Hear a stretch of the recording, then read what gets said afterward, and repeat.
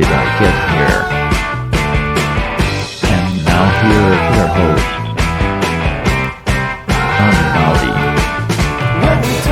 I'm gonna leave the eating stuff out. Okay, I'm done. I'll let it sit there. How you doing? Okay, go ahead. I'm doing good. Thank you. Good. I've had a very eye-opening couple of weeks now, or almost 2 weeks, since James invited me out to Smithville to talk to him and encourage me to do this with more of my friends. Yeah. And so, how are you doing? Personally, as far as are we talking about as far as seeing George Floyd get pretty much murdered on tape, or are we talking about musically? Or are we talking about specifics? What's that exactly? Let's talk about since George Floyd. Man, for me, it's because I'm old enough to know when Rodney King got his ass whooped on video. You know what I mean? Yeah. And it seems like nothing's really changed. But this last time, I have a feeling, because when I was seeing the protests, you see protests and stuff like that, and usually it's a lot of black people out there. This time it felt like young, old, white, black. Everybody's had enough, because it's just it's hard to explain. It's like have you ever written a song that's 8 minutes 46? I mean, think about this. Have you ever written a song past 6 minutes, 7 minutes? What's your longest song you've written, John? Man, maybe 4 of them. Maybe four, right? Maybe 4. And even imagine playing a song for 8 minutes and 46 seconds. Imagine how long that is. Yeah. How long that is to sit there. I couldn't even sit through the whole thing, to watch the whole thing, because I couldn't believe it. It's something like that. So I think it's something that's so different. It's ignited a fire, and I'm happy to see these young folks out here doing something. I mean, I wanted to be out there, but I broke my toe. So, and I'm still scared of coronavirus, but it seems like that ignited a flame, and I don't think we're gonna go backwards.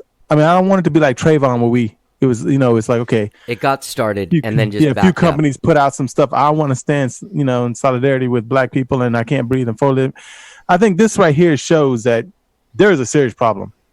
And I'm not one of these people that's going to say, all police are bad, because I know some policemen. I knew some policemen, and not all of them are bad. But at some point, you got to say, you know what? We got to get rid of the ones that are. Like, this is enough. When people are watching them do this, like three other policemen watched and didn't do anything while this guy's saying I can't breathe, for him to call out for his mom. That's what broke my heart. Him calling out for his mom, and his mom had already passed away. So he must know I'm heading that way. The fear of that is just, and it's just hard to explain, man. Like it's just hard to explain. It's like it makes you just want to write songs. And I've sat down. It's like I want to write a song about it. I've already got 7. Yeah. I went to the best.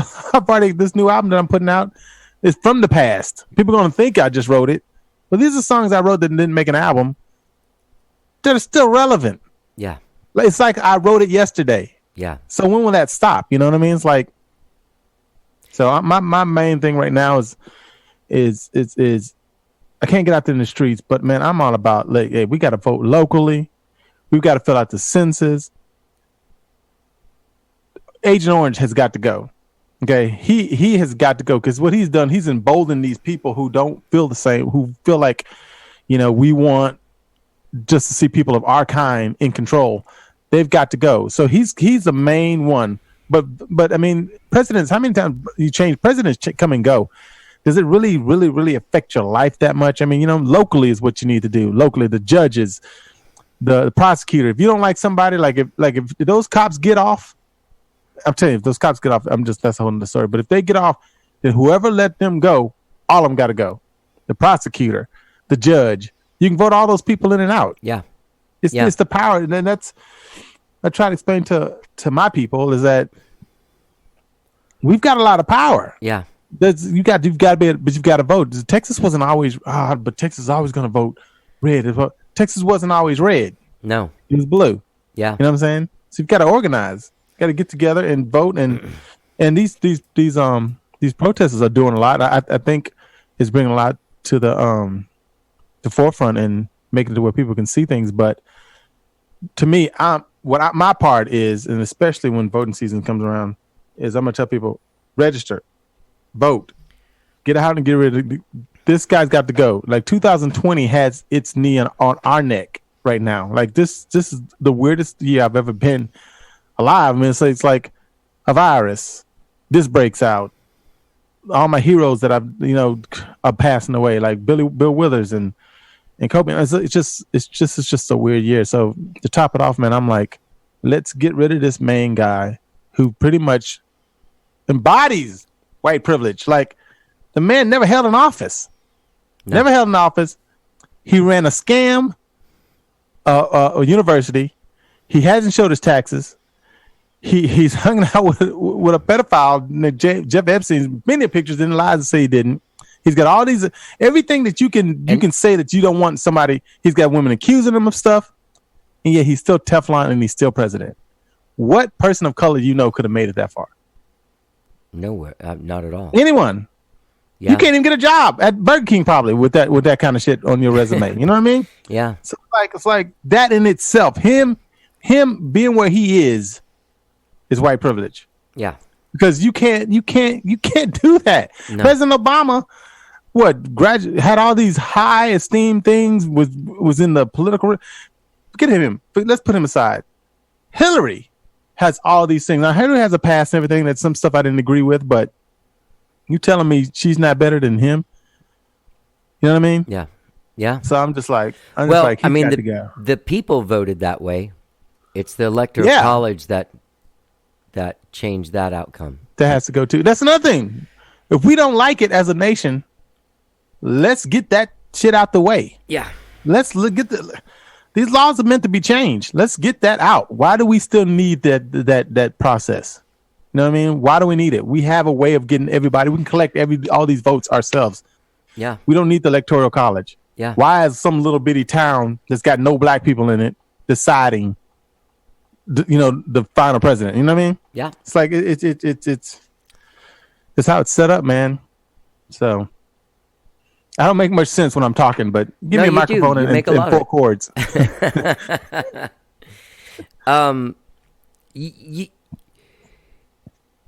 Do you think that it was the George? Do you think George Floyd, the length of the time, and the other 3 guys doing nothing, was the straw that broke the camel's back?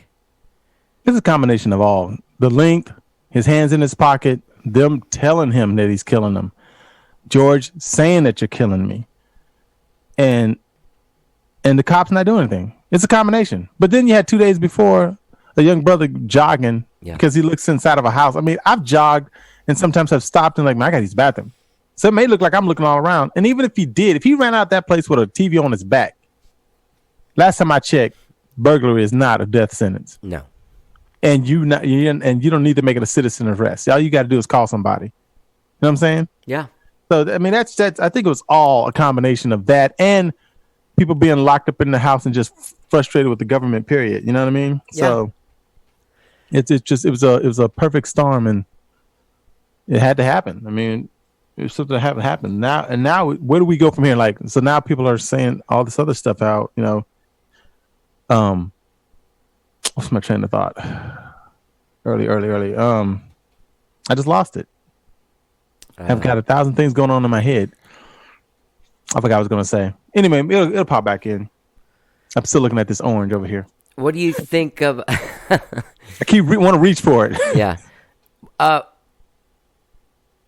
What do you think of the letters Jackie wrote, Jackie Venson? I'm 100% behind her. Here's what I truly think. And I was talking to Baby C, and she's like, "You can't go in here and you make it about yourself and all that stuff." But all I got is my experiences, right? That's right. So I think that there is a council of club owners and people around town getting around and they get together and it's like, you know what? Who should we let in this year? Well, Clue's been doing good.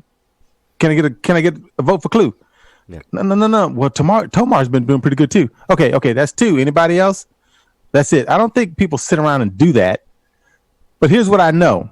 Okay, this is my experiences. Okay, I've been emailing Blues on the Green for 7 to 8 years, saying, "Hey, can I just get a spot? Can I get open for real exposure?" After the 3rd year, after hearing hit me back next year, hit me back next year, hit me back next year, and then the emails just it's not even hit me back. It's just nothing. So, that, and then you take it. Then you start taking it upon yourself. You're like, well, that's just me. I'm just not good enough. So you start thinking like that. It is what it is. And it's not even about being good. But you go and you see the same bands come back. Yeah. And then you see only one person of color play a year, maybe 2. You start noticing things, and it's not to pick up on Blues on the Green, because the same thing goes with other venues I'm not going to call them completely out, but they know who I'm talking about, that I've sent emails to, and nothing. So at one point, do you start thinking? So remember, I think we've had this talk. I told you before. It's like, at one point, do I start thinking, man, I must suck, but yet I'm filling up places that I play. Yeah. So what do you start thinking? How are you supposed to think that? And people I don't think it's intentional. I don't think people out here saying, you know what, we should only let 4 or 5 black people in. But how many times do you back out of your neighbor's driveway and you hit their car to the point where they say, you know what, and you be like, oh man, I swear to God, I'm not hitting it on purpose. Eventually, your neighbor's gonna be like, motherfucker, can you see? Yeah. It's like, I don't care if it's intentional or not. Stop hitting my car. Yeah. You know what I mean? So at one point, we're going to be like, okay, this is not intentional. We promise it's not. Then we get to the point where we figure out, like, you know what? We need to start including more people. You know what I'm saying? We need to start saying, you know what? Have more diverse festivals. Maybe the Bat Fest could have a hip hop, more than just one hip hop person and one Maybe Utopia Fest could have more people. Maybe Armadillo Bazaar could have more than the same 2 black people that play a year. You know what I'm saying? Yeah. You feel what I'm saying? I do. And again, it's not to say I do not think these people are racist. I mean, I just think sometimes it's hard. I mean, I don't have to be Indiana Jones to find a black person in this town, right? I know there's not a lot of us in here. You got to go out there like Indiana Jones in the Temple of Doom. Like I was in Whole Foods and I looked around. I was the only black person in the whole store. You know what I'm saying? So I know that they're going to be like, okay, but it's really not. It's not like Atlanta where But right. At the same time, people enjoy music is music, and people enjoy it if you give them a chance. We're not even gonna I don't even think it's given a chance as far as like the capability of people out here that can play music. For example, Terrell Shaheed. Why isn't Terrell Shaheed huge here in Austin? Have you heard him play? I've never. Sing? No. How is he not? D Madness. Why hasn't D Madness never played the Blues on the Green? I don't know. Why? This is the thing I'm talking about. Why isn't D Madness playing the Armadillo Bazaar? Like, you know what I'm saying? Like, why aren't all these people playing this stuff? Like, what does it take upon themselves to go? They're going to have to physically, like, because we're not everywhere because we don't have places to play. It's not a designated venue. So these people have to take it upon themselves to go out there and actually search for these people. You know what I mean? And then you can find them. They're either playing like C-Boys on a Tuesday, Wednesday, or, Steve's really good about giving us stuff on Continental, but it's still, this is just what this town is. And again, I don't think it's set out intentionally to do, but at some point, intentional, it doesn't matter if it's intentional or not, it still hurts. You know what I'm saying? Yeah. So that's how I feel about it. I mean, now, and it's like you start getting mad because now people are tagging you on Instagram and stuff like that, and companies that you've been trying to reach out to, and now you're getting a tag. We want to say that we want to stick up for the black. I was like, I was hitting you up 4 years ago. You know what I'm saying? Like, I've been hitting it for 4 years now. What's up? Why does it take 8 minutes and 46 seconds to realize me, or realize my brothers and sisters out here? You know what I mean? Yeah. And it gets to the point like I've turned down some interviews because I'm not trying to. I don't want to talk about it. When What's Called told me about you, I was like, well, yeah, of course I'll sit down with Johnny, but it gets to a certain point, and you're like, okay, I don't want to talk anymore about it. Let's figure this out and come up with some solutions. Like if people hit me up, if you have some solution that you want to tell me about, then hit me up and I'll get on board. But I don't want to call and have an empty conversation and say, okay, we could have been talking like 4 years ago about this, because it's been happening. It's you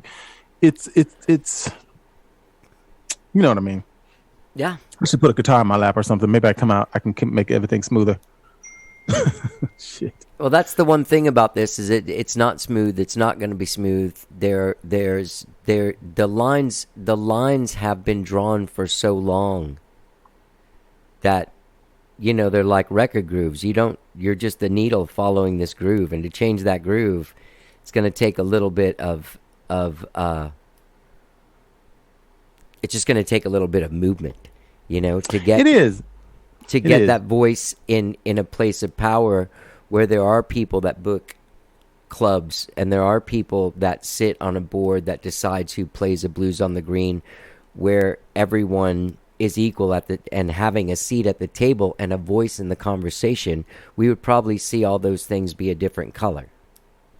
I agree with you. That's a good point. Like, instead of having one person on booking one thing, have a group, have a counselor of some sort. And again, I hate doing this. I mean, I hate saying, you know, because I do not think. Let me be sure I'm clear about this. I do not think Andy Langer is a racist. Me neither.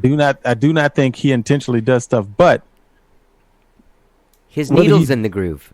You know what I mean? It's the same thing. It's the same thing. And as a black musician in Austin, and if I was just feeling, if it was just me feeling this way, I'd be like, okay, you know what? I'd look in myself and say, you know what?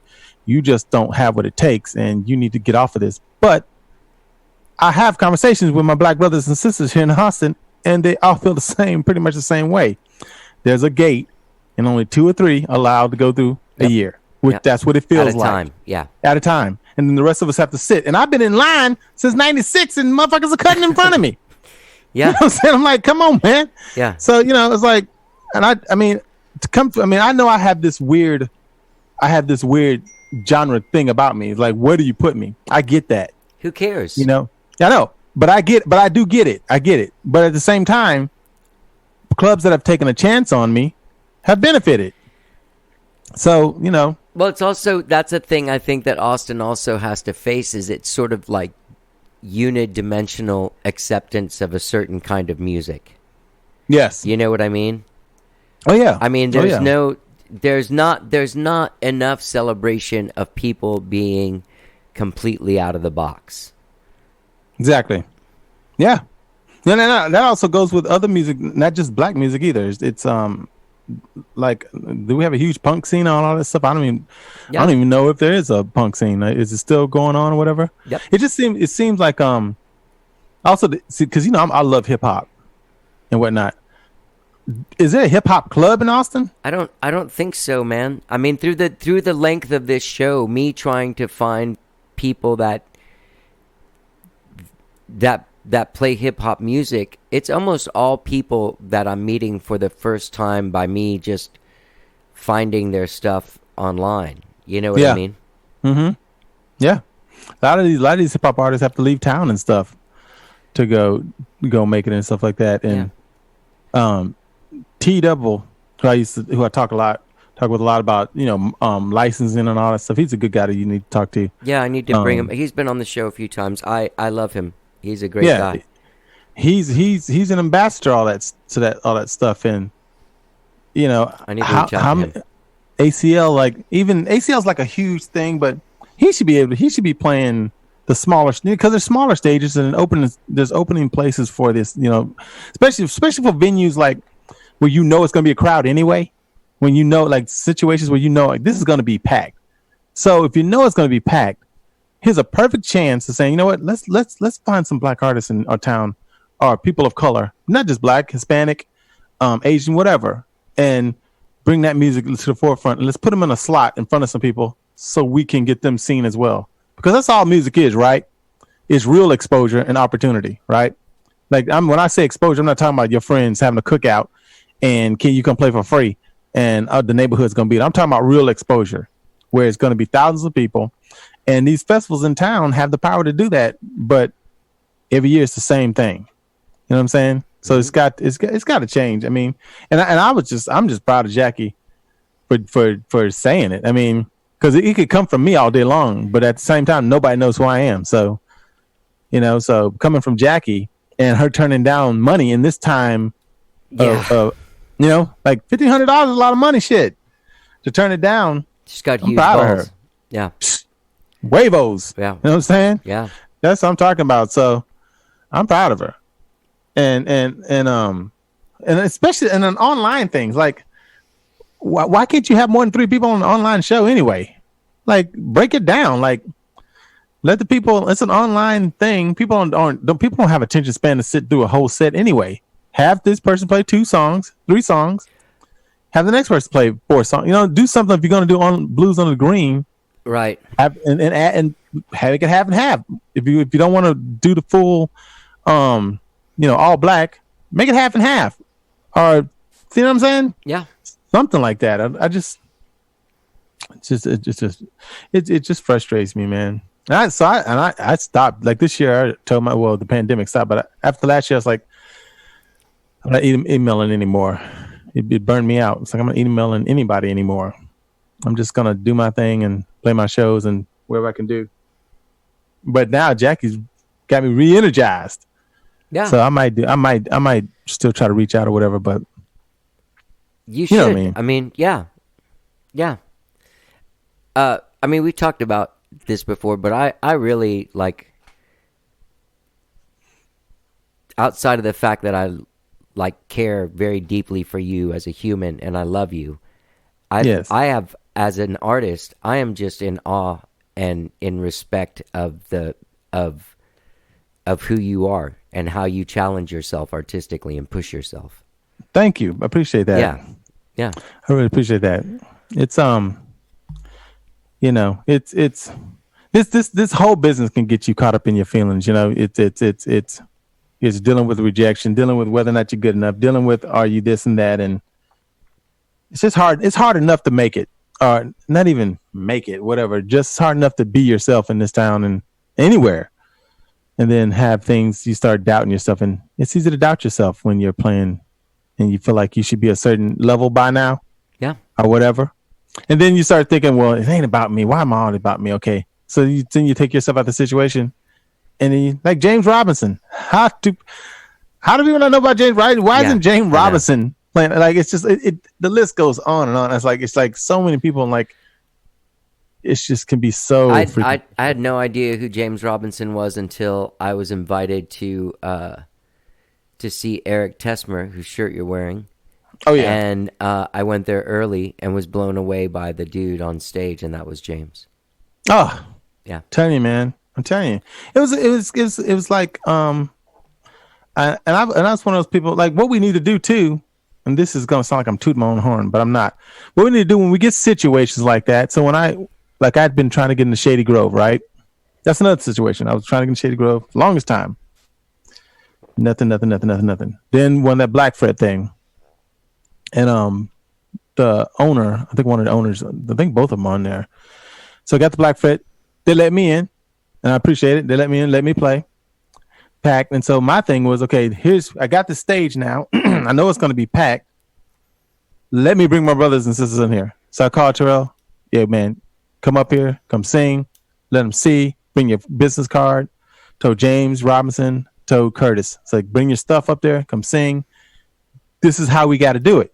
You know what I mean? Like, get in front of people. If you get in front of people, even if it's just bringing somebody on stage, because once they get on stage, people are going to like, oh my God, who is that? I want to check it out. So I try to do it all the time I can. If we can do that as far as helping each other out. Remember that's how it was back in the, I didn't create that. That's how it kind of was back in the day. You go to a Bob Schneider show or somebody and they bring you up on stage and you do your thing. Right. That's how I got Seven Stones recognized, because Bob used to bring me on stage and I'd sing with him. Then people come back, well, who do you sing? What do you do? Yeah. I'm in this band. It's networking, you know what I mean? Yeah. I wish we could go back to some of that, you know? Like if I see Terrell or anybody that I know at my show, I'll bring them on stage and let people know, hey, you need to check out this. You know what I'm saying? If you like us, then you'll definitely like that. That's one way too we can start helping each other out. You know what I mean? For sure. That's how I feel. That's how it used to be, like feel like more like a community as well too. you know. Yeah. So I want to reach for this orange. Whew. Calling my name. You want me to take a pause? No. Pause? Okay. Go ahead. No, go ahead. Because I'm recording violins today. That's reason. That's why I'm sorry I had to move it. I'm recording from 12 to 3. Okay. Working on an album, but all right. What was I was gonna say something, but then you shook me with the orange and the my bad. strings. No, I'm just joking, man. Yeah, this is what I was gonna say. Donnell, MC Overlord. Mm-hmm. I had been playing at and going to Steamboat and stuff, and I had never seen anyone rap or anything until the Vallejo guys brought him up one night, and then I was like, "Oh, there's hip hop in Austin. Like, where is this?" Yeah, exactly, man. There's a lot of hip hop artists. I mean, I'm even guilty. I don't know where to find them. Like, you know what I'm saying? I don't know what club to go see. And I love hip hop. I'm old school hip hop, but I love hip hop. I love rap. I love the art of rapping. It just to do it and not sound corny. People don't even understand how much of a skill that is. You know what I'm saying? Yeah. Like, I try to rap and I just sound corny as hell, but I mean, they ain't gonna stop me. But I just love that art form and even the great Donnell. I mean, it seemed like that was the one hip hop person we're gonna latch onto. The rest we're gonna lay back a little bit. We're not gonna, you know what I'm saying? It's like there's more people in there. And has anybody really been able to step into that light? Have they found just no replacement or anything that I know of? You know, Kid Jones is doing some good stuff. We played that show with him. I really dig his stuff. I love his stuff. But I'm sure this town is full of them. I forgot his brother's name. Roy Kobe. I don't want to mess up his name. Well, there's also great guys outside of hip hop making what I consider to be a genreless music, like Mobley, like you. Oh yeah, you know what I mean? Mobley. Not a specific straight up. Oh, this isn't R&B. This isn't. You know what I mean? This is just some music. Why do we have to do this weird naming of what it is? You know what I mean? I don't think we need to name anything. I think people today, because of Spotify, can cross genres within a second. You know, like it ain't like before you stick with one genre, you have to go to a record store and pick up a record. You can switch a genre by a click. Yeah. You know what I mean? Like people are way more versed and listen to a lot of different stuff than you think they were. I think they don't take people take, like, for example, I'm playing out of all the festivals, Johnny. Out of all the festivals, the one you would think. You would think I am playing Kerrville Folk Festival. Yeah. Me. Kerrville Folk Festival. They open their arms and say, you know what? Music is music. You know what I mean? Like, I've never sent an email to them in my life. I've never. Well, the thing is, I think that festival views itself, and rightly so, as predicated not on a style of music, but a focus on great songwriting. Yes. You know what I mean? Yeah. So that's how it should always be. Because a song is a song. I mean, if it evokes emotions and it makes you feel something, or you can either dance or you just dig it. Why can't it just be that? Right. And there are those weird things where you can say, like, oh yeah, Curtis Mayfield is a fucking great singer-songwriter. And it's like, wait a minute. And you're like, yeah, that's not a genre. It's a fucking job, dude. Yes. It's not like, yeah. Yes. Yeah. That's what it should. I mean, it should be about the song. But I mean, that's what the first thing. Like, I mean, I saw what Mobley said. I've also been put into like I'm a blues player or I'm an R&B band, and I'm not an R&B band. Like people come see me, it's like I'm gonna disappoint you. I'm not really an R&B, R&B band. I'm just a songwriter who sings a little soul. I know like 9 chords. Well, 10 if I Google. And then, you know what I'm saying? I put them together, and that's it. You know what I'm saying? It's like I do what I do. It's like, and there's a lot of other songwriters out there. I've seen people that you would never think they would appreciate your music. Appreciate it. Just let people put it out there, especially on something that's so public as far as Blues on the Green. That's the biggest chance to be as diverse as you can. Like you can have every night you want. Just put it on in front of 8,000 people. They're out there drinking. They're coming out no matter what. Just do it. Armadillo Bazaar, same thing.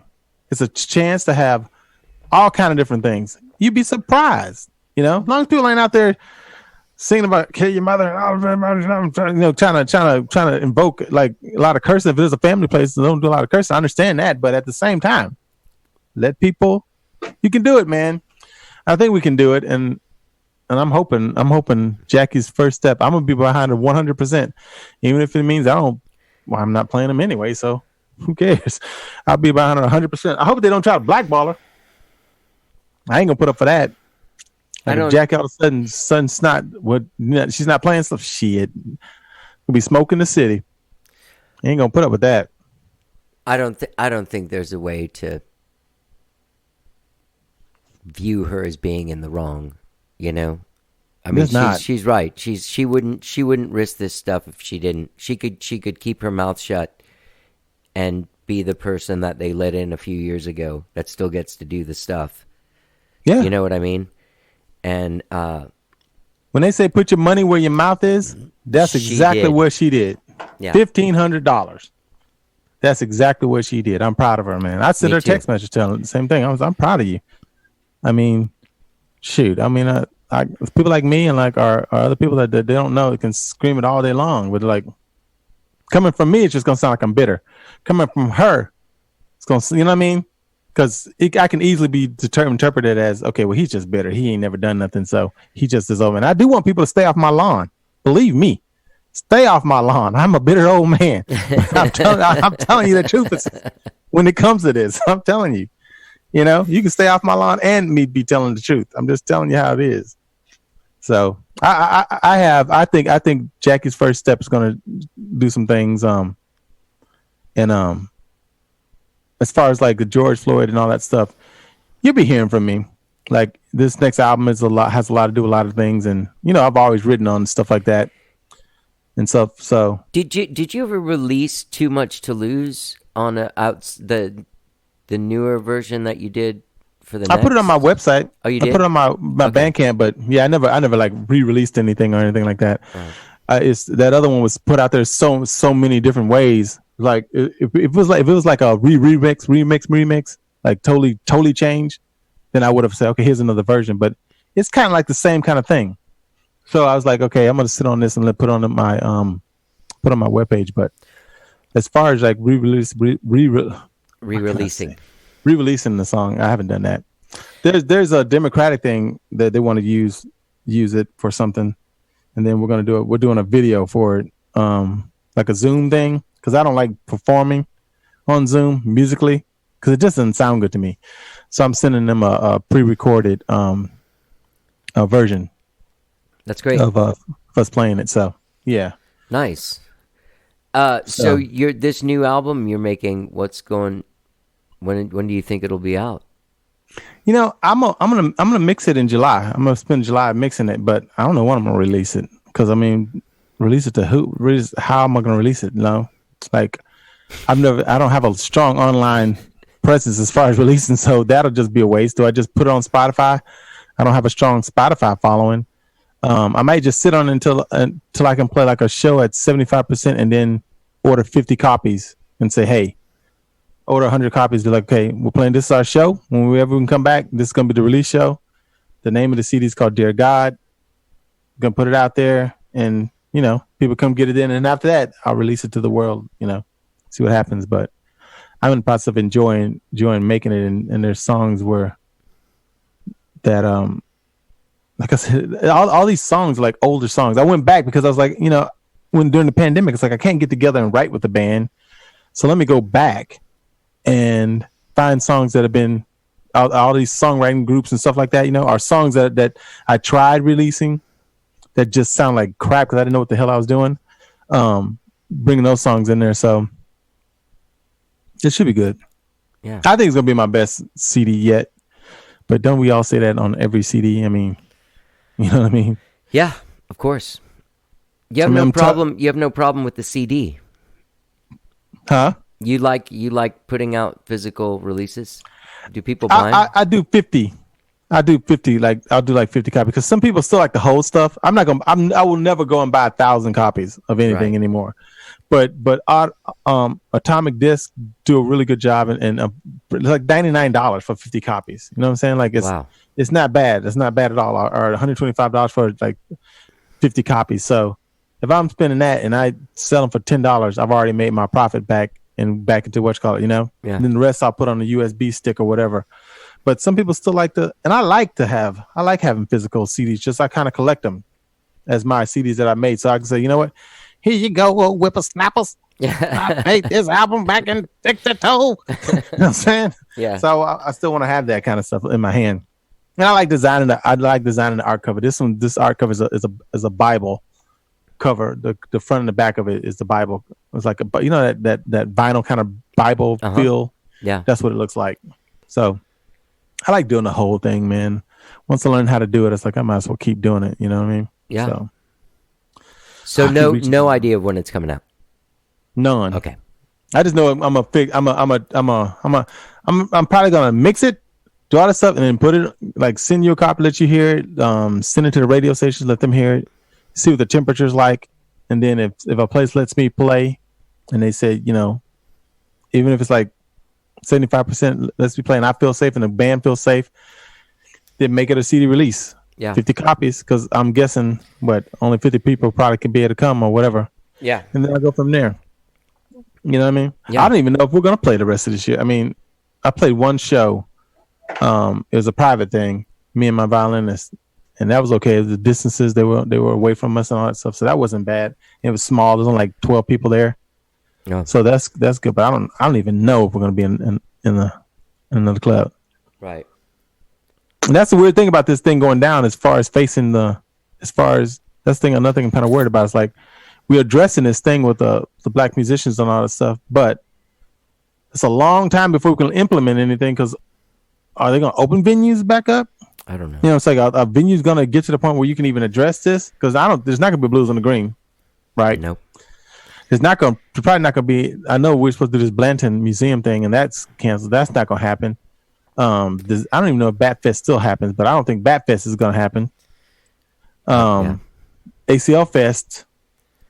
Do we know? I don't know, because didn't they move like Coachella to the weekend before it or something, or after it, and it's kind of like ruined the whole thing for everyone? Yeah, and I'm supposed to play Kerrville in October. Do you think that's going to be a virtual? I don't know. If it's a virtual thing, I'm not crazy about virtual. I mean, I'll make the pre-recorded stuff and give it to them. I do not like playing live online, even though I am doing one on Monday for bands in town. I'm doing that, but that's a donation kind of thing. I'm doing it for the NAACP and some other stuff. So that kind of stuff I'll do, but I don't really like playing live online. It's just weird. Yeah, I'm not a huge fan. It's just because I needed to make a little bread, but yeah. And also the one thing I did find out is that, from touring all of the, 90s and into the 2000s, that there's a bunch of people that haven't seen me play since 2006 or 2007. You know what I mean? Somebody in Chicago or something. So that ended up being, that's how I justified it in my mind as being okay. Yeah, so nobody in Chicago thinking about me. Yeah. Nobody in New York. It's just I'm just not the same without the band, because that's how I write my stuff for bands. So so watch me play acoustic guitar and just singing online with my draws. Well, I know people have been enjoying the promotions, lies, and videotape shows you have. Even that's died down. I've actually stopped. I've stopped doing that. Matter of fact, I don't know if people know it or not, but yesterday, this week was last. We're having like 2 people show up. Once those doors open, Johnny, yeah, we can get back out there. They don't need me. They don't need my black ass anymore. And they're like, oh, we got entertainment now. So they back out there with coronavirus. They're back there taking their chances. So I just noticed that so what I'm gonna do, instead of wasting these nice videos and all these interviews, whatever, and to it's not wasting, but I mean, if something else comes along and people are stuck inside the house, I'll have this content. I've got 3 weeks more worth of content. Okay. So I'm gonna hold on to those and then wait and see what happens. And then maybe, and if nothing happens, like I'm still gonna do the Riders Against the Storm on Juneteenth. Because I wanted them for Juneteenth. Good. So I'm gonna do one more show then, Juneteenth with them, Riders Against the Storm. But outside of that, everybody else, I'm just gonna put it on hold for a minute. Pause. Put it on pause. And then come back to it. Yeah. You know what I'm saying? Yeah. Yeah. So. Well, Ray, people can find you at rayprim.com. Go get into his music if you don't know him. And thank you so much for listening to you. I want to give you enough time to do your thing to start recording. Oh, thank you. Appreciate you for having me, Johnny. Man, thank you, actually. I wish I could bring more light to the situation, but it's like I'm just at the point where, talking. I mean, I remember Trayvon passed, I was talking. Eric Garner talking. Now it's just is about action. And my main thing to tell people out there, especially young black voters, black young men and women, register to vote, fill out your census, and get out and vote. It makes a big difference. Yeah. You're going to think it doesn't, but it does. And be sure you go down ballot, because the people that you vote for locally those are the judges that you will stand in front of. Those are the sheriffs that will be your sheriff. Like these are choices that you don't. It's not sexy. The media doesn't focus on it. Nope, not at all. And that's how we. That's the only way things are going to change. Really, locally, and keep doing what you're doing. Be peaceful about it. I like the protests and like all that stuff, but be peaceful and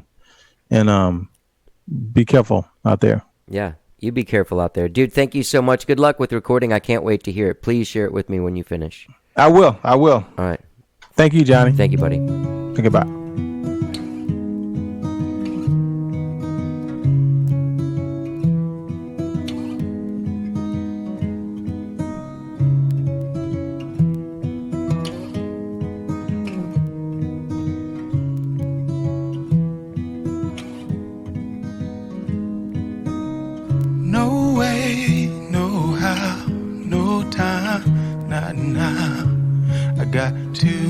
To lose.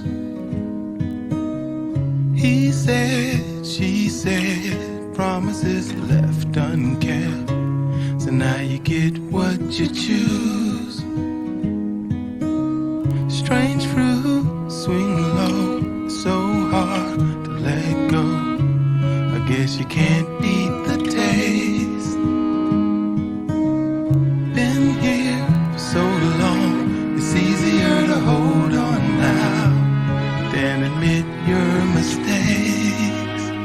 So we pray for the day, and we dream of a time as we look for a place, try and sleep through the night. Lord help me, 'cause this is America,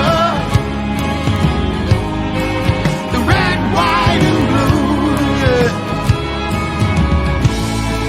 So this is America, but it ain't the same for me and you.